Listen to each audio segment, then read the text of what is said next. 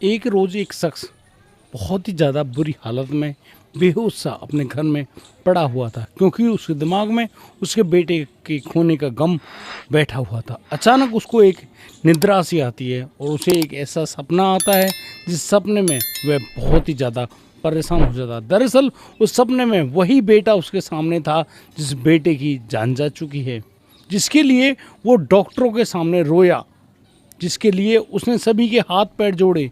वही बच्चा आज जब उसकी दुनिया में नहीं रहा, वह उसे देखकर बहुत ही ज़्यादा हैरान हो गया। वह छोटा सा बच्चा अपने पिता को बुलाता है और कहता है कि चलो मेरे साथ छत पर चलते हैं। वो पिता नींद में ही छत पर जाता है, शरीर से नहीं गया, मानसिक रूप से। और तब वह बेटा अपने बाप को कुछ ऐसा बताता है जिसे जानने के बाद खुद उस पिता के रातों की नींद गायब हो गई। भड़ाक से खड़ा हुआ और वह तुरंत अपनी पत्नी को ऐसे घूर घूर कर देखने लगा जैसे कि वही सब कुछ करने वाली है। लेकिन वो इस बात को यूँ नहीं कह सकता था कि उसके सामने कोई सबूत है या फिर उसके आगे कुछ ऐसा लग गया है जो बहुत ही बढ़िया सबूत के रूप में ही इस्तेमाल हो सकता है। वह चुपचाप रहा। लेकिन कुछ दिनों के बाद एक ऐसी सच्चाई सामने आई। उस सच्चाई को दुनिया के सामने लाने में और निर्णय पाने में, न्याय पाने में 3 साल से ज़्यादा का समय लग गया। दोस्तों, एक ऐसी घटना जिसकी गवाही देने के लिए उस छोटे से बच्चे की आत्मा खुद बाहर आती है और कहती है कि कैसे कैसे उसकी जान गई है, क्या हुआ था उस दिन। सभी लोग बड़े ही हैरान हुए, परेशान हुए और रोने लगे। आखिरकार एक माँ अपने छोटे से बच्चे की जान की दुश्मन कैसे हो सकती है? क्या रही उसकी मुख्य वजह? एक एक बात आप जानोगे तो आपकी भी पैरों तले ज़मीन खिसक जाएगी। इसलिए मैं तो आपसे कहूँगा, इस कहानी को जब भी देखें सतर्क होकर बैठें और धैर्य से समझना आखिरकार ये कहानी क्या कहती है। दोस्तों, इस कहानी को जानने के लिए आपको मेरे साथ चलना होगा मध्य प्रदेश। लेकिन कहानी शुरू करूं उससे पहले मेरी आपसे हाथ जोड़ के गुजारिश, यदि पहली बार इस चैनल में आए हैं तो हमको सब्सक्राइब करना बिल्कुल मत भूलिएगा। दोस्तों, मैं आज आपको लेकर चलूँगा मध्य प्रदेश के ग्वालियर में। ग्वालियर के अंतर्गत आने वाले एक गाँव में रहने वाला ध्यान सिंह राठौर नाम का एक शख्स, जो कि मध्य प्रदेश पुलिस में तैनात है कांस्टेबल के पद पर, बहुत अच्छे से, बहुत तसल्ली से अपने छोटे से मकान में एक न्यूक्लियर फैमिली में, जहां उसकी पत्नी ज्योति राठौर और उसका 5 साल का बेटा जतिन राठौर रहा करता था। लेकिन दोस्तों, एक रोज़ उस हेड कांस्टेबल के पास फ़ोन आता है। फ़ोन पर दूसरी तरफ एक हॉस्पिटल की नर्स बोल रही थी। वो उनसे पूछती है, क्या आप ध्यान सिंह बोल रहे हो? तो ध्यान सिंह ने कहा, हाँ बताइए क्या बात है। मैं फलां हॉस्पिटल की नर्स बोल रही हूँ और आप हॉस्पिटल आ जाइए, क्योंकि आपकी बेटी की हालत बहुत ज़्यादा ख़राब है और आपका यहाँ होना बहुत ज़रूरी है। इतनी बात सुनते ही ध्यान सिंह तुरंत सब कुछ, सारे काम छोड़कर वहाँ से भाग पड़े। सीधे पहुँचे हॉस्पिटल। हॉस्पिटल में जाकर देखा तो उसके बेटे जतिन की, जो कि मात्र 5 साल का था, गंभीर हालत में मौजूद। सर से लगातार खून बह रहा है, अचेत अवस्था में है। ध्यान सिंह ने डॉक्टर्स नर्स के आगे हाथ जोड़े, पैर पकड़े, उनसे कहा, मेरे बेटे को बचा लीजिए। डॉक्टर्स, जो कि उस बच्चे की जान बचाने के लिए अपना सब कुछ लगा रहे हैं, पूरा दिमाग लगा रहे हैं, पूरी टीम लगी हुई है, लेकिन सभी लोग असमर्थ होते हैं और वह छोटा सा बच्चा दुनिया से चला जाता है। ये समय था 28 अप्रैल 2023 का। इस दिन जब यह पूरा हादसा हुआ और जब एक छोटे से बच्चे का शव उसके पिता के हाथों में सौंपा गया, तो मानो पूरी दुनिया ही ठहर गई हो। सभी लोग बड़े ही भावुक, आंखों में आंसू, और खुद उस पिता से ना उसके हाथ उठ रहे हैं, ना ही उसके पैर चल रहे हैं। पर पता नहीं क्यों वह अपने बेटे के शव को अपने हाथों में लेकर चुपचाप अपने घर की तरफ रवाना हो पड़ा। कोई भी आता उसको ढाढ़स बंधाता, लेकिन वो सभी को दूर रहने के लिए कह देता। आज उसके हाथों में उसके बेटे की डेड बॉडी थी और जिसको लेकर वह जा रहा था सीधे अपने घर। उसने घर जाकर अपनी पत्नी ज्योति से सिर्फ एक ही बात पूछी, क्या हुआ था?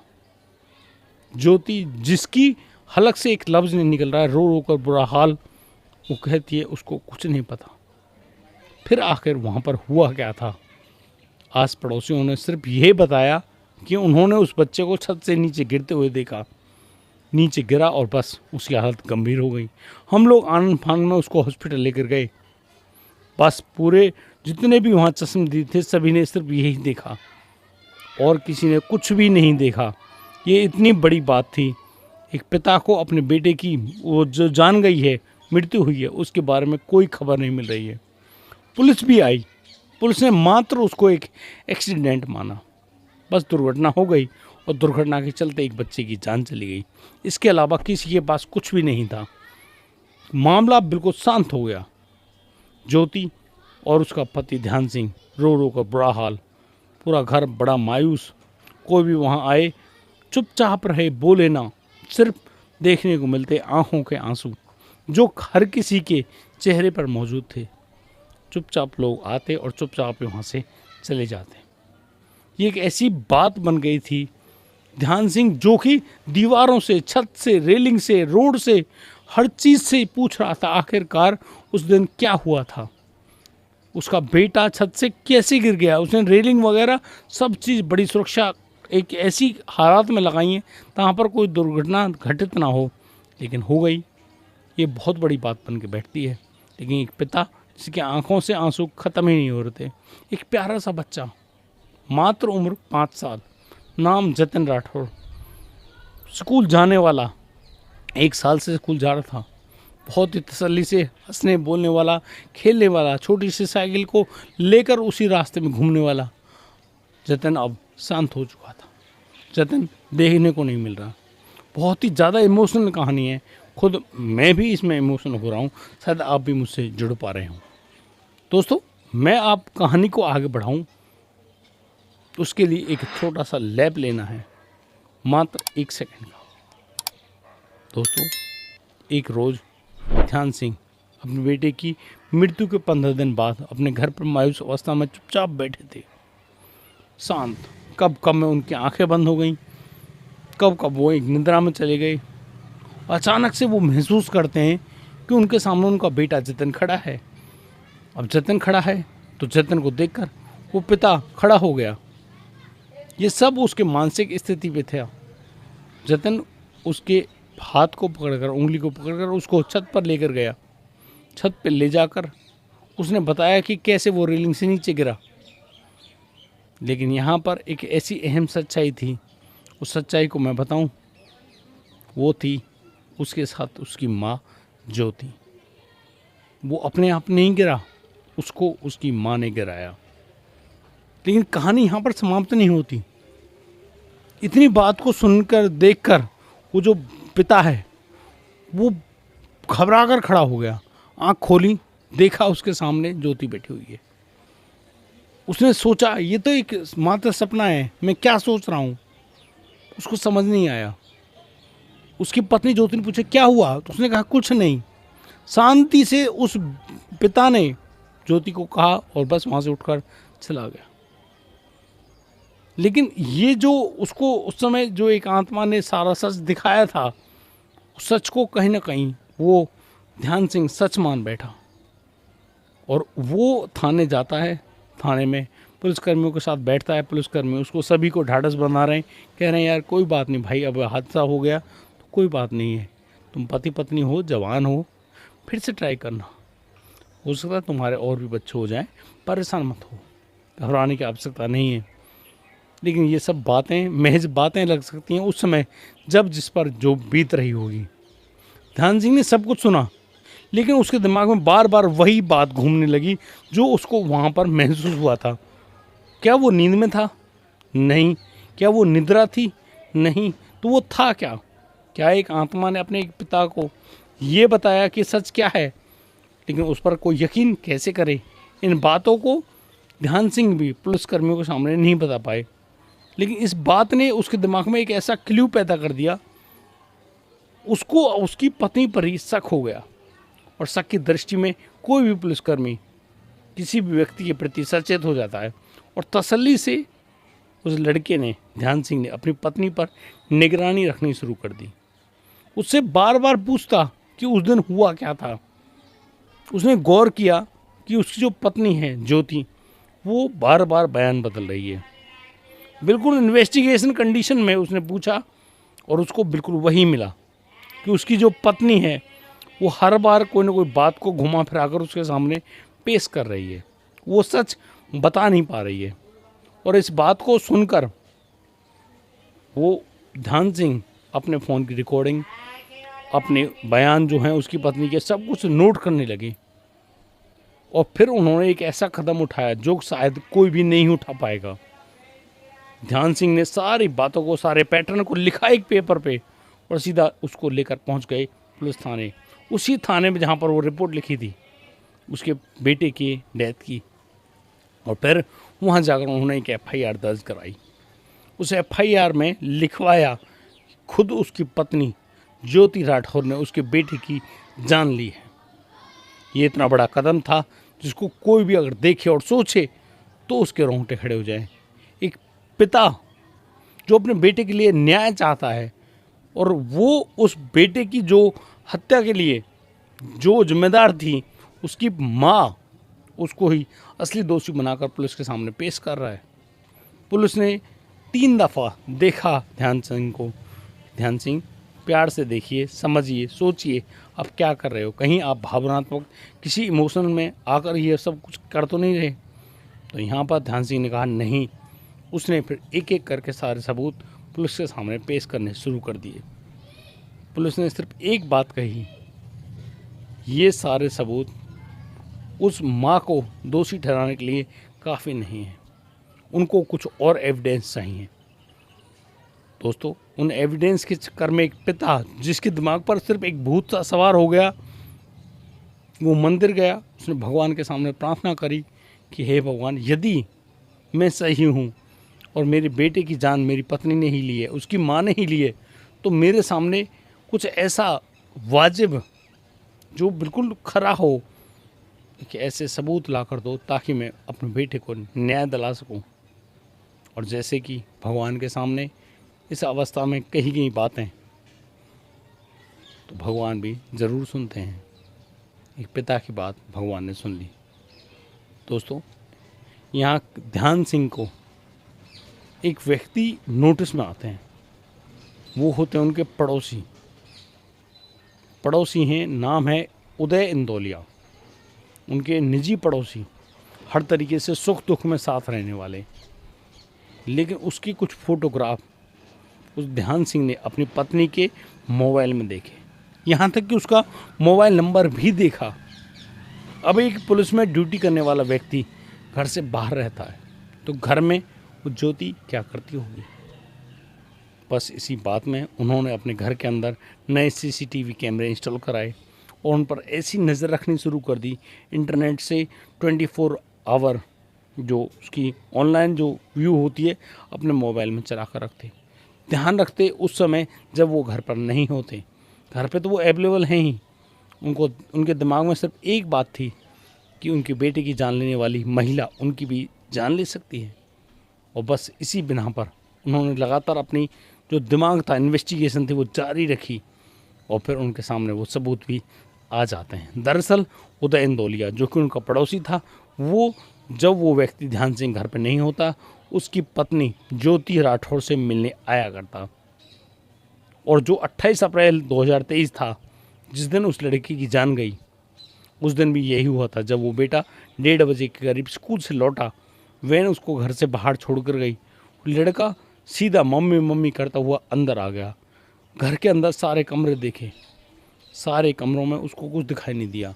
अचानक से उसकी निगाह एक ऐसे कमरे पर पड़ती है जहाँ पर अक्सर अंधेरा होता है। वो थोड़ा झांक कर देखता है तो उसकी माँ, और माँ के ऊपर था उदय। दोनों ऐसी कंप्रोमाइजिंग स्थिति में थे जिसको बतावाना मेरे लिए सही नहीं है इस समय वीडियो में।